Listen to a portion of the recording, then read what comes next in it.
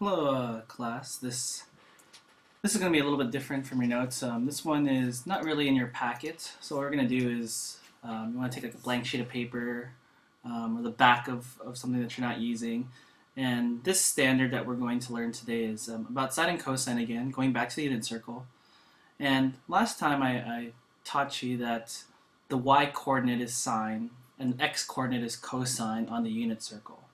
One of the standards you need to know is prove, y is sine the y-coordinate, y is cosine the x-coordinate. I know last time I said just go with it and just believe me, but I'm going to prove it for you guys. And the second thing that you need to know, another California standard, is sine squared. I know I can't put squared in this.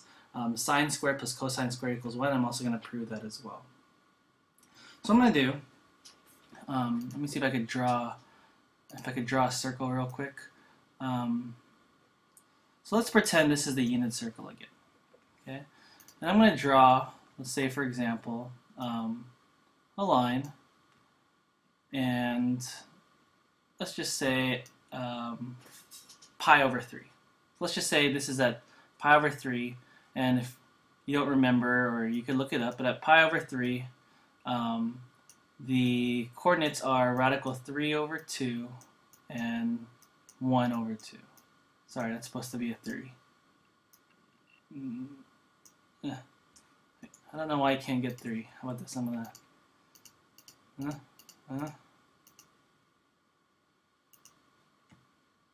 I'm going to cheat real quick.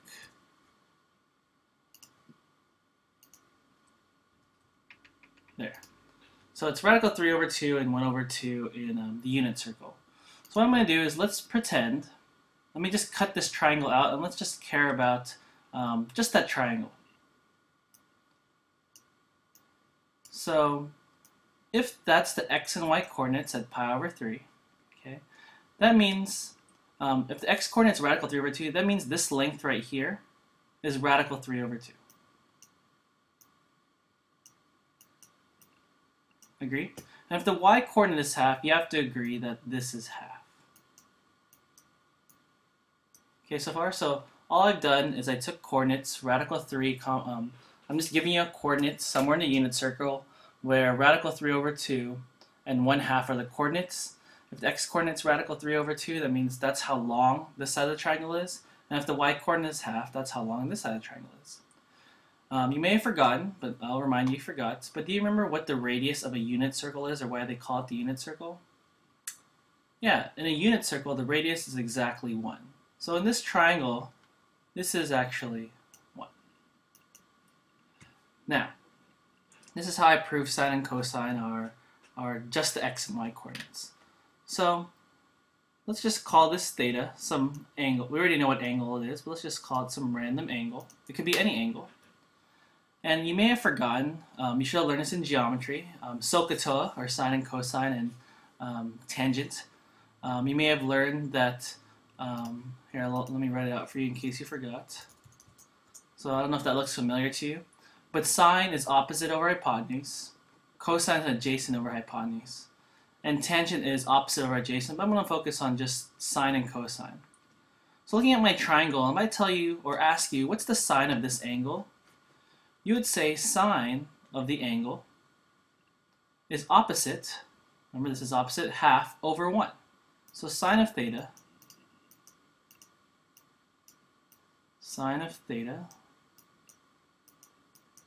is 1/2 over 1, or which is just 1/2. If I say find the cosine of this angle, this is the one adjacent to the angle, whereas this one was opposite of the angle. So the cosine would be radical 3 over 2 over 1. So cosine is radical 3 over 2 over 1, which just becomes radical 3 over 2. So now what you notice is that when I say find the sine of the angle, do you see how the sine, how it's half, is just exactly the same number that's here because it's half over 1? And you see how cosine itself is radical 3 over 2 over 1, it's just the exact same number. So that's how you prove, again, it's one of the fundamental standards that you need to know for pre-calculus, is to prove that the x-coordinate and the y-coordinate are sine and cosine. So just to review real quick, you could take any triangle in the unit circle. So I just took this one. You could also take, the ones that's pi over 4, pi over 6, anyone. I just took the simplest one, pi over 6. And I found the x and y coordinates, which is radical 3 over 2 and 1/2. Again, we're just trying to prove that sine and cosine are these numbers. If this is the coordinates, then this length has to be radical 3 over 2, and this height has to be half. When I took the sine of this triangle, again, this is review from geometry, the opposites over hypotenuse end up being half over 1 or just half. Or I proved that the sine of any angle is just this number. Conversely, cosine is the exact same thing. Cosine would be radical 3 over 2 over 1, and it ends up being just this number. So you could pick any triangle in the unit circle, as long as this radius is 1, right? And the sine will always be this number, and the cosine will always be this number. We're going back to what we learned in the last video. This will always be the cosine, and this number, the y-coordinate, will always be sine.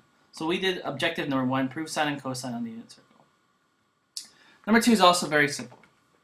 Let me see if I could delete everything. So if I take that triangle again, let me see if I could draw a simple triangle. So let's just say I have a triangle. And we already proved that the y-coordinate, or the height, is sine, correct? And we already proved that the x-coordinate is cosine, correct? And in the unit circle, this radius is 1. Okay? So to prove that sine squared plus cosine squared equals 1, I will just use Pythagorean theorem. Pythagorean theorem says if you have a right triangle, which we have, the leg squared plus the other leg squared is equal to the hypotenuse squared. So in this case, sine squared, and I'll just use a shorthand, plus cosine squared equals 1.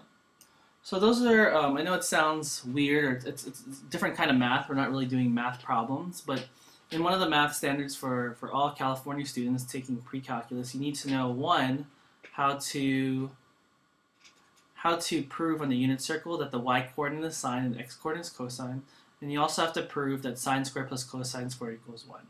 So if it sounds weird, if it sounds not very mathy, if you're confused, I understand, but just know that one of these standards, these state standards, is you need to know those two objectives.